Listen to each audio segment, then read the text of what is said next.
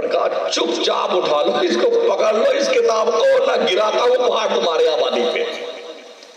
तो जानते हो कैसे झुके थे वो? एक गाल ऐसे झुकाया था, इधर बढ़ाए हुए थे किताब, एक तरफ इधर आंख से देख रहा कि नीचे आ तो गिरा पहाड़, डर के मारे। अल्लाह को कुछ करना नहीं होता है, वो फरमाता हो जा, वक्ती हो जाती है। ये जमीन है, जमीन जब इसकी कंपन इसके अंदर पैदा होती ना, जिसको भूकंप कहते हैं, तब बताइए क्या हाल होता आपका। 2 साल पहले जयपुर में जलजला आया था, तीव्रता कुछ कम थी, बिल्कुल फजर की अजान के वक्त जलजला आया। जो जिस हाल में सो रहा था हजरत, उसी हाल में भागा निकल के मकान से। कोई चड्डी बनियाइन में था, कोई कुर्ता पजामा में था, कोई बनियाइन सिर्फ पहले भाग रहा है, जल्दी जल्दी नगर बांध रहा है वो। इस तरह लोग भागे वहां से, और जयपुर के सड़क के बीचों बीच सबको यूं कर रहे थे बेटे। आप जानते हैं जयपुर एक ऐसा शहर है जहां पर उसका काम होता है नगीने का। एक मुट्ठी नगीना 1 करोड़ के बराबर होता है लगभग।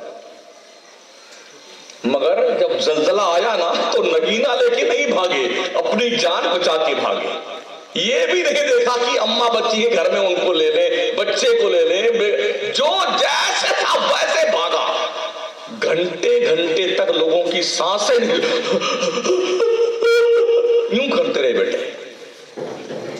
एक बार अगर हमारी बिल्डिंग को कंपन आ जाए ना, जलजले और भूकंप का झटका, तो हमारी सांसें उखड़ जाती हैं।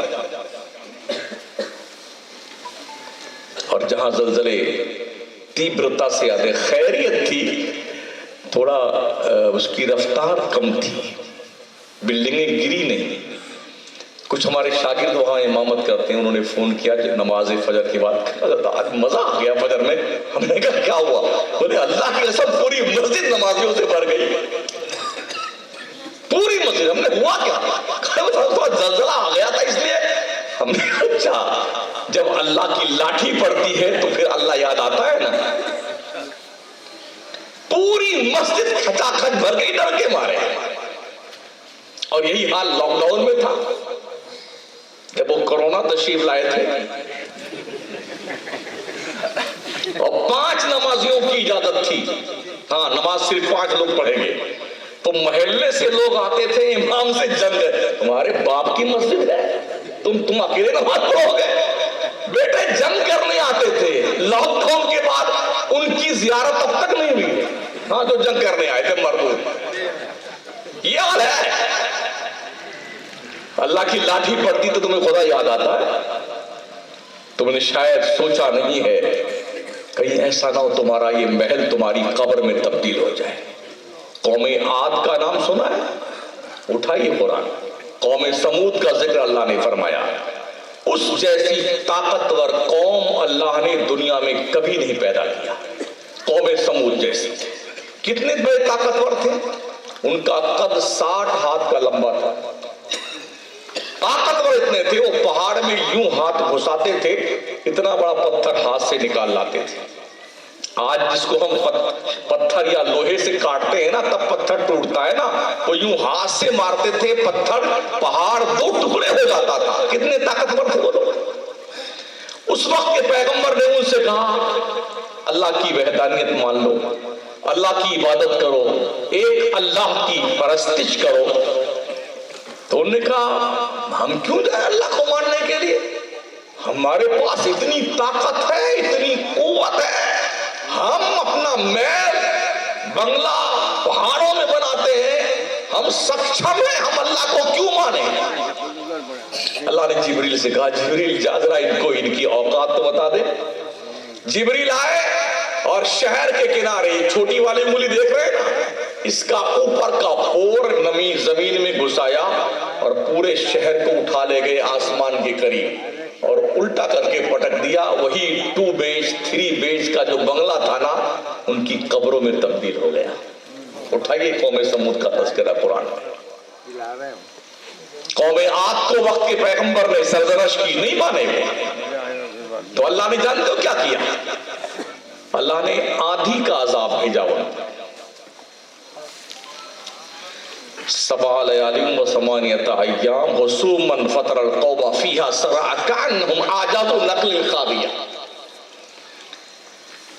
7 रातें और 8 दिन इतनी तेज आंधी चलती रही, उनकी फलकबोस इमारतें, आंधी ने एक बिल्डिंग को दूसरी बिल्डिंग से यूं टकरा दिया, बिल्कुल तौबाला करके रख दिया। अल्लाह फरमाता है वो ऐसे हो गए जैसे खाई हुई खेती होती है। कान्हुम आजादु नख़लिन खाविया, डंठल की तरह सब पड़ा हुआ था, सब मर गए कभी।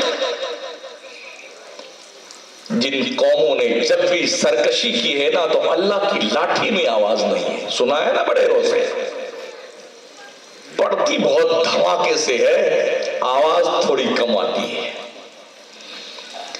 आदमी क्या सोचता है, ये मेरी ताकत है, ये मेरा पावर है, ये मेरा खानदान है। कहां बैठे महोदय जी? अगर तुम्हारे नस को, एक नस को अल्लाह कमर की एक नस खींच देना तो यूं आते पढ़ ले। जा यहां से अमेरिका तक, जिसके बाप की हिम्मत है इस कमर की खींची हुई रग को ठीक कर दे। हर मस्जिद में 10-5 कुर्सियां रखी हुई हैं, हर महीने तैयबैन में जाइए तो हजारों कुर्सियां, 1.5 कुंटल के बेटे पड़े बेटे। यहाँ गले में एक फंदा डाल रखा है, मुंडी नहीं गिनती है, और कमर में अलग पट्टा बांध रखा है। कुर्सी पे बैठेंगे, थोड़ा मुझे देखिए, मैं इस वक्त ठीक लग रहा हूं,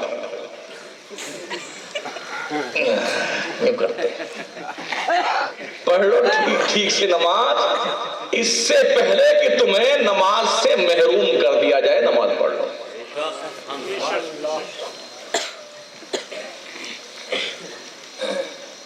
हमने देखा है और पूछा उन लोगों से, तुम्हारा दिल क्या कहता है इस वक्त? बोले काश मैं अपने सर को सजदे में रख के अल्लाह की इबादत कर लेता। लेकिन कब? जब अल्लाह ने तुम्हारी दुर्गत बना दी, तब अल्लाह ने तुम्हारी पकड़ कर ली, तब रब फरमाता इन्ना बत्शा रब्बिका लशदीद, बेशक तेरी रब की पकड़ बहुत सख्त है। अल्लाह जब पकड़ता है ना तो फिर कोई छुड़ाने वाला नहीं होता है, मोहलत नहीं देता परवरदिगार। जब तक रस्सी ढील देता है तो क्या समझता है, अरे मेरा कोई क्या बिगाड़ेगा। वो शायर ने कहा था, बहुत बुलंद फिजा में तेरी पतंग सही, मगर ये सोच भी ले डोर किसके हाथ में। पतंग उड़ाने वाला जब पतंग उड़ाता है ना, बहुत दूर पतंग निकल जाती, कभी कभी दिखती भी नहीं है। अब अगर वो ये सोच ले मेरा कोई क्या बिगाड़ेगा, जिसके हाथ में डोर होती है एक झटका यूं मारता, यूं तिलमिलाती हुई नीचे आती है। वो हमारी जिंदगी की डोर रब के दस्ते कुदरत में है। ऐनमा तकूनु युद्रिकुमुल मौत वलौ कुंतुम फी बुरूजिम मुशय्यदा। तुम चाहे मजबूत किले में बंद हो जाओ, मौत का आहनी पंजा तुम्हारे गले को दबोच कर तुम्हारी रूह लेके जाएगा। कुल इन्नल मौत अल्लज़ी तफिर्रून मिन्हु फइन्नहु मुलाक़ीकुम। मुस्तफा तुम फरमाओ, उठाइए 29वां पारा, गालिबन 29वां ही है, हाफिज तो मैं हूं नहीं, शायद सूरह जुमा में है ये आयत। कुल इन्नल मौत अल्लज़ी तफिर्रून मिन्हु फइन्नहु मुलाक़ीकुम, 28वां। हाँ, मुस्तफा तुम फरमाओ, जो लोग मौत से भागते हैं ना, उनसे कह दो मौत तो डेफिनेट तुमसे मुलाकात करके रहे। क्या ख्याल है आपका?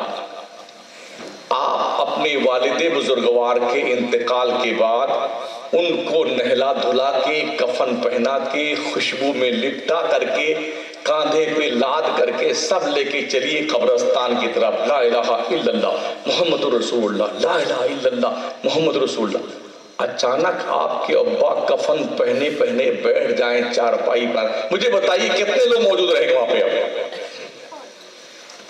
अरे कोई खड़ा रहेगा वहां?